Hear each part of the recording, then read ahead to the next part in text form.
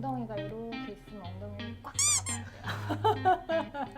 입을 이렇게 엄마 아빠 모두 알고 할아버지 할머니 슈터님까지 우리 동네 어린이병원에 가야 될까요? 네, 이번 시간에는 지난 시간 열과 해열제 먹이는 기준에 대해서 알아봤다면 이제 이어서 해열제 먹이는 방법이랑 해열제를 먹을 때 어떤 것부터 먹어야 될지 그런 점에 대해서 좀 알아보려고 해요. 사실 해열제가 찾아보시면 굉장히 많을 거예요. 그렇죠. 어린이용이라도 이름이 되게 다양하잖아요. 그러면은 어떤 걸 먹여야 되지? 뭐 약국에 추천해줘야 되는 거 먹여야 되나? 뭐 개월수가 이게 맞을까? 뭐 이런 생각들을 많이 하시거든요. 근데 딱 두 개만 기억을 하시면 되세요. 두 개. 네, 두 가지밖에 없거든요. 네. 해열제는 어린이용은 네. 첫 번째는 아세트아미노펜 계열. 아세트아미노펜. 네, 들어보셨나요? 그렇죠. 타이레놀 어, 아닌가요? 맞아요. 선생님 저도 닥터거든요. 아, 깜빡했네. 네. 아, 저도 놀라겠다. 가운을 입고 있어요. 예, 알겠습니다. 그리고 이제 두 번째는 이부브로펜 계열, 브루펜 계열이죠. 브루펜. 설명서를 보면요. 이제 뭐 덱시탑 가로 열고 이부브로펜 계열 뭐 이렇게 하는 뭐 이렇게 네. �샴푸 가로 열고 아세트아미노펜 가로 닫고 이렇게 다 써 있어요. 근데 두 가지 계열이라고 하셨는데 종류는 음. 네 가지네요. 음. 먹는 용도에 따라서 다른가요? 네, 맞아요. 음. 브루펜 계열은 사실은 시럽 제제로 거의 다 나와 있어요. 그래서 처방을 할 때는 다른 제형으로도 처방을 하지만 시럽 제형으로 일반적으로는 사시게 되고요. 아세트아미노펜 계열 같은 경우에는 시럽 제제도 있어요. 큰 통으로도 나오고 이렇게 소포장으로도 나오고요. 그다음에 이렇게 알약으로도 나와요. 네. 네, 그래서 이 키로수에 따라서 용량이 다 정해져 있거든요. 네. 그래서 시럽 싫어하는 친구들은 이걸로 이제 먹여도 되고요. 네. 그다음에 이렇게 서스펜 좌약으로도 나와요. 똥구멍에 넣는 좌약이 거예요. 요즘에도 나오는군요. 네. 이거는 일반 의약품이어서 약국에서 다 구매를 할 수 네. 있고 이 좌약이 효과가 더 좋나요? 뭐 이렇게 물어보시는 그러니까요. 분도 있어요. 근데 굳이 좌약으로 쓴다는 거는 그만큼 효과가 좋기 네. 때문에 네, 먹는 제형보다 효과가 떨어집니다. 왜냐하면 효과가 떨어져요. 네, 떨어져요. 똑같은 것도 아니고 네네네. 심지어 네, 흡수율이 굉장히 떨어지는데 그럼에도 불구하고 이 좌약을 쓰는 이유는 저희 아들 같은 경우는 좌약을 굉장히 저는 유용하게 썼어요. 왜냐하면 아이들은 잘 토해요. 그렇군요. 약을 먹으면은 온 힘을 다해서 토해요. 그런 애들이 있어요. 네. 저희 아들이 이 집 그랬어요. 아들일까요? 그래서 기침을 엄청 해요. 미친 듯이 해서 이 약이 다 나올 때까지 토하는 친구예요. 그래서 열이 나는데 얘는 막 너무 힘들어하는데 약만 먹으면 토하니까 미치겠는 거죠. 그죠? 그럴 때 네. 되게 유용하게 네, 쓰이겠네요. 그러면 이제 똥구멍에다 넣는 거죠. 근데 이게 사실은 네. 이제 이게 되게 커요. 근데 의사들은 이거를 그래도 경험이 있으니까 하는데 아니요. 의사랑 아무 상관 없어요. 넣는 거가 괜찮나요? 어디까지 커요. 이거 되게 넣어야 크죠. 되나요? 두 마디까지 가야 될 것 같아요. 그래서 쭉 넣고 그러면 아이가 난리를 치죠. 생각을 해보세요. 그러게요. 근데 이제 흡수가 되려면 5분에서 10분 정도는 기다려야 되기 때문에 엉덩이가 이렇게 있으면 엉덩이를 꽉 잡아야 돼요. 입을 이렇게 하는 것처럼 그래서 꽉 잡고 네. 눌러줘야 돼요. 그래야지 흡수가 돼요. 그리고 10kg에 땅 요거 한 알, 그러니까 15kg면 하나 반 이렇게 계산해서 놓으면 되고요. 네. 용량은 이제 다 제품마다 다 다르긴 한데 헷갈리거든요. 이게 네. 그래서 시럽 제제 같은 경우에는 아세트아미노펜 계열은 체중의 반 cc, 10kg면 5cc. 그리고 만약에 그 브루펜을 먹이신다 그러면 체중의 3분의 1cc예요. 그래서 10kg다 그러면 한 3.5, 30cc 이렇게 먹이시면 됩니다. 네. 그 장단점은 그래도 좀 다를 것 같은데 장단점은 어떤 차이가 있나요? 아세트아미노펜 계열 같은 경우에는 조금 더 어린 아이들한테 먹일 수 있는 장점이 있어요. 그래서 6개월 이전에서도 먹일 수 있고요. 6개월 이전 아이들에게도 먹일 수 있는 게 네. 아세트아미노펜. 네, 그리고 이부브로펜 같은 경우에는 아세트아미노펜에 비해서 6개월 이후에 먹일 수 있는 단점이 있지만은 항염증 반응이랑 진통 효과가 조금 더 세고요. 진통 네, 효과요? 네.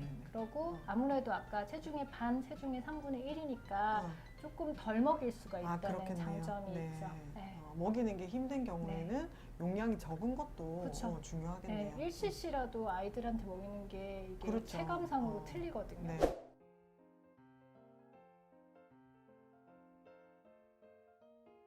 교차 복용에 대해서 굉장히 많이 질문을 하세요. 네네. 그래서 이게 너무 헷갈리는데 좀 네. 정리를 해달라고 네네네. 이렇게 연락이 오시는 분들이 굉장히 많거든요. 그래서 이거를 말로 하면은 이게 헷갈려요, 정말로. 네네. 그래서 표를 준비했어요. 아. 표를 보면서 말씀을 드리겠습니다. 예를 들어서 아세트아미노펜이 A라고 하고 이부브루펜 계열이 B라고 했다고 네. 쳐요. 그러면은 아세트아미노펜은 한 번 먹고 그 다음이 4시간에서 6시간 이후에 한 번 더 먹을 수 있어요. 브루펜도 마찬가지고. 그리고 최대 4회까지예요. 네. 그래서 9시에 이 약을 먹었어요. 네. 그러면 1시간 있다가 열을 재보겠죠. 그 다음에 이때도 38도가 넘었어요. 그리고 아이가 매우 힘들어해요. 그러면 다른 계통의 해열제를 한 번 더 먹이는 거죠. 그러면은 이제 아이가 이제 자거나 아니면은 뭐 조금은 해열이 돼서 이제 잘 지내겠죠. 그 다음에 9시에 먹었던 아세트아미노펜은 적어도 4시간 있다가 먹을 수 있는 거예요. 그러면은 일단 첫 번째 해열제를 먹이고 나서 1시간은 지켜보는 게 네, 맞아요. 최소 1시간은 지켜보는 네. 게 낫겠네요. 네네. 그러고 나서 또 재봐요. 네. 또 쟀는데 열이 오른다 그러면 두 번째 네. 이부브루펜 계열을 먹을 수가 있어요. 사실 4시간 간격으로 먹게 되면은 4회가 넘어가 버리잖아요. 네. 그래서 그렇게는 안 하는 게 좋기 때문에 저는 아이가 1시에 아세트아미노펜을 먹고 5시에 쟀는데 아기가 열이 나. 근데 버틸만 하다라고 하면은 좀 세이브를 해두는 게 좋다고 얘기를 해요. 아, 세이브를. 다음에 또 먹을 수도 있잖아요. 네. 그러니까 아이 컨디션에 따라서 어. 꼭 38도가 넘는다 그러면 무조건 교차복용 이렇게 하지는 아. 마시고 밤에 또 열이 계속 날 수도 있으니까는 낮에는 컨디션이 괜찮으면 저는 조금 세이브를 해두는 편이에요. 네. 스킵을 할 수 있으면 할 수 있으면 하는 게 게 더 좋죠. 낫다. 맞아요. 네. 보시다시피 교차 복용이 이렇게 그래프를 그려야 될 정도로 되게 복잡하잖아요. 그러게요. 그래서 오남용이 굉장히 많아요. 어. 내가 브루펜을 먹었었는데 또 브루펜을 먹는 경우도 있고요. 만약에 그거를 계산을 잘못해서 교차 복용을 해야 되는데 똑같은 약을 여러 번 먹었거나 시간 간격을 조금밖에 안 지났는데 먹였거나 이러면 어떻게 되나요? 아주 큰일이 나지는 않겠죠. 물을 많이 먹고 아이 컨디션이 괜찮으면 큰일 나진 않겠는데 아세트아미노펜 계열 같은 경우에는 간으로 배달을 하거든요. 네. 그래서 간독성이 조금 올라갈 수가 있어요. 아. 그래서 이거를 용량을 너무 많이 먹거나 네. 아니면은 4회에서 5회까지인데 뭐 6회를 아까처럼 4시간 맥시멈으로. 간격으로 이렇게 먹었다든지 하면은 간독성이 올라가거든요. 네. 그럴 때는 병원 진료를 받는 경우가 좋겠고 이부브루펜 같은 경우 심장으로 배설을 해요. 네. 그래서 심장 독성 생길 수가 있겠죠. 그리고 있겠군요. 위출혈도 있을 수가 있어요. 이부브루펜은 속이 안 좋거나 토하거나 이런 부작용이 올라가기 때문에 네, 교차 복용이 꼭 이건 좋다라고 나와 있는 논문은 없어요. 해열제 말고 이 열을 떨어뜨리는 방법에는 어떤 게 있을까요? 테피드 마사지라고 들어보신 적 있어요? 테피드? 테피드, 탭탭 이런 거.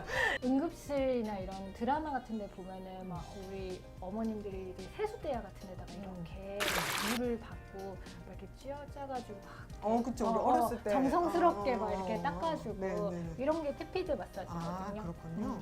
그래서 옛날에 저 전공의 시절에는 테피드 마사지가 굉장히 중요하게 이제 다뤄졌기 때문에 열 내릴 때는 반드시 테피드를 해야 된다라고 해서 응급실 당직 설 때 어머님들이 그렇게 화장실 왔다 거리면서 미온수를 받으려고 그러니까 간호사가 뭐 때문에 왔어요? 애 열나서 왔어요? 그러면은 간호사분이 이제 대야를 이렇게 주세요.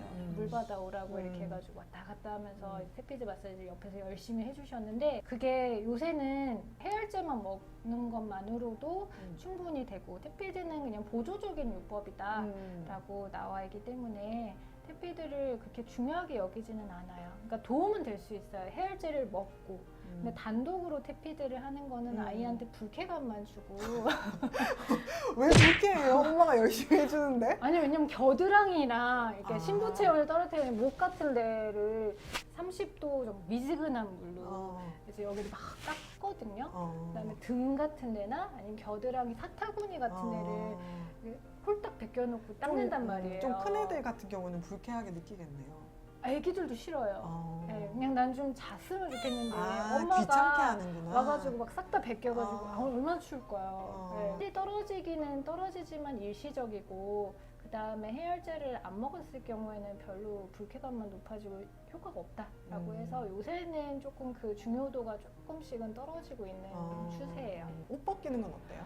옷 벗기는 거는 아이가 싫어하면 안 해요. 팬티랑 민소매 정도 입히시고 그다음에 배는 좀 따뜻하게 해주고 양말을 막 시원하게. 뭐 벗겨라 신겨라 뭐 이런 얘기도 있잖아요.